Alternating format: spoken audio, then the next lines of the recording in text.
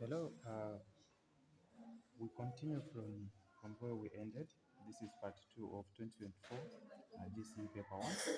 You see, paper one is quite challenging, especially to most of the teachers. Sometimes they complain about paper one because we don't practice much. So this is an opportunity for you to be going through each and every day so that you see how we approach these questions. Actually, they are very simple. They're very simple. So we start with question five. So question five is saying use set notation to describe the shaded region in the Venn diagram. So we are interested in the shaded part and not the unshaded part. So in other words, we are removing the unshaded part and then we want the shaded part. So what do we do? For this one, A is not part of, we don't want A. So A complement. Okay? A complement intersection B union C. That's all. That's all. No calculation. A complement intersection B union C in the brackets like that. So that's the answer. There are no calculations here. You can go ahead and just double check. How do you double check if this is true? Because you're interested in just you put some letters maybe A, B, C, D, E, F, G, H, and then you just try to find this using those. Then you will notice that what will be covered, it will be able to be here, here, and here as well. So question six is saying a businessman got 800 shares worth 7,200. What was the cost of each share? Okay, cost of each share. So that's the problem, which will be equal to total amount, which is 7,200. Number of shares, that is just 800. This question is simple. It's just like number tells you that I've bought five sweets, and then five sweets I spent 10 kwacha. How much was a sweet? Right? Just divide total amount divided by the number of sweets that you got. So and this is what we've done. So these zeros and zeros will go 8 into 72. Sometimes you may know, you just go ahead and say the answer is this. But sometimes you just need to, let's assume we don't know. How do you approach this or how do we simplify? So go ahead and think of a number that can go into this common factor. Apart from 1, that can go into 72 and 8. But the remainder. Let me start with the 2. 2 into 8, that's a 4. Then 2 into 72. 2 into 7, that is a 3. Remainder 1. 2 into 12, that is a 6. Again, I'll say 2 into 4, that is 2. 2 into 36, 2 into 3, that's a 1. That is 1. 2 into 16, that is 8. Then 2 into 1, 2 into 18, that is 9. So meaning that uh, 8 into 72, that's 9. So our answer becomes just 9.00. So it's just 9 kwacha. We should. You're done. We go to question 7. Question 7, this is falling under sequence and series. Okay, this is sequence and series. So they're saying the sequence 20, 17, 14, chromatized letters is an arithmetic progression AP. Find the ninth term. So you see, the term, the formula for the nth term is TNA plus N minus 1. Now open bracket, N minus 1, close bracket times D. Where A is the first term, N it is the term that you want to find, the number of 10, or rather the position, and then D is the common difference. So what is my A in this case? My A, the first term, that is 20, and then my N that is 9, because we're looking at the ninth term. And then D is equal to the second term minus the first term. So what is the second term? That is 17. The first term, that is 20. So if you say 17 minus 20, you see this is a small number, that's a big number. Because you're subtracting different sides, your answer comes from, have a sign from the beginning, so it will be negative. And then 20 minus 17, that's 3. So common difference is a negative 3. So now, how do you do this? So Tn, where is n is 9, first term, that is 20, plus open 9, that is minus 1, common difference negative 3. So what is this now? This is 20. 9 minus 1, that's 8. So 8 times negative 3. Okay, tactically 8 times negative 3, that is negative 24. So 20 minus negative 24, that is negative 4. That's it. Ooh, I didn't manage my space well. I could have done this side, so the other side I do part B. Either ways, I can still write here. Okay, so what is the sum of the first 10 terms? So for the summation, it is Sn is equal to, what do you do here?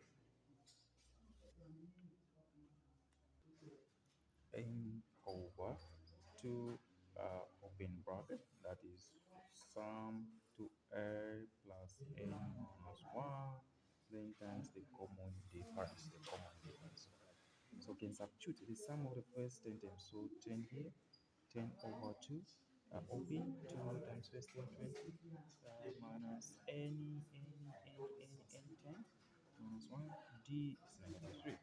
And then it goes, oh, I didn't manage my space nicely. Okay, I can just do this. I can do this. Yeah, good. Okay, so we simplify this. We simplify 2 into 10, that is 5. Okay, 2 to 10, that is 5. And then 2 times 20, that is 40. Okay, and then this is minus, all right? Positive times negative, that's negative. 10 minus 1, that's 9. 9 times 3. Okay, 9 times 3, that is 27. All right, now 40 minus 27. You see, so this is just what? 10 minus 7, that's 3. Okay, so here are the 3. 3 minus 2, that is 1. And then we're saying this times 5. Okay, 5 times 3, that is 15. And 5 times 1, that is 5, plus 1, that is 6. So we've got 65. So the sum of the first 10 terms, we have got 65. So let me write here. So here we've got negative 4. Here we've got 65. That's what we do. We go to question 8. Question 8, you have got, okay, so saying A here, I'm doing my A here. So a fair die is rolled once. Find the probability of a 4 showing up. So the probability of 4, picking a 4, I mean, just put it like this 4. So what will be the event? How many times are you likely to have a 4 showing up? It's just once, because a die, you see, a die has got how many sides? 6, right? 1, 2, 3, 4, 5, 6. That's what 6. So now, how do you get this? So we just have 4 to be just 1 over 6 as your answer. This is not a big deal. It's not a big deal. 1 over 6. So question B. B said in the diagram below, APC, APC. Okay, it's a straight line. AD, AD passing theta, BD, 13 centimeter, angle BAD, BAD 90. Okay, 90. Find the value of tan DBC. Tan DBC. This one. Okay, so for us to find tan this, I think we need to make a relation of the inside part. What is tan? Tan this. Tan goes with opposite over adjacent. Right? So do we know this side? We do not know. So we need to calculate this. How do we calculate this? This is what we do. So we can calculate this side. AB will be equal to the square root equal to DB squared minus AD squared. Alright? So I'm using the relationship of Pythagoras theorem. Remember, if you say this squared should be equal to this squared plus this squared. So this is what I've just done. I've just worked around those areas. You can just go through as well. So DB, that's 13. So 13 squared minus AD that's 5. So 5 squared. Now, what is 13 squared? Okay, 13 squared, if you don't mind, you can just do this quickly. 3 times 3, 9. Add 1, 3 times 1, that's 3 plus 1, that is 4. 1 times 3, that is, so 1 times 3, that's 3. 1 times 1, that's 1. Okay, so this is 9. 9, then uh, 4 plus 3, that is 7. 1. Okay, let's go through again. 3 times 3, 9. 3 times 1. Oh, this is 3. says 3. Oh, wow, wow. You see how mistakes comes in. So you have to double check your work. What did you do except 3 times 3? That's 9. 3 times 1, that's 3. 1 times 3, that's 3. 1 times 1, 1. So this is comes to 169. So I'll put 169 here minus 5 to the power 5. That's here 5 times 1. So it is 25. Alright. So what is 169 minus 5? So 9 minus 5, that is a 4. 6 minus 2, that is 4. 1 minus nothing, that's 1. So we have AB squared. Now square root. Square root. So this gives us AB will be equal to 12. So this side it is 12. Okay. Now we're going to get tan the inside one. We're talking about this tan DBA. DBA. So it will be equal to 5 over 4. Now we need to get this. How do we get this?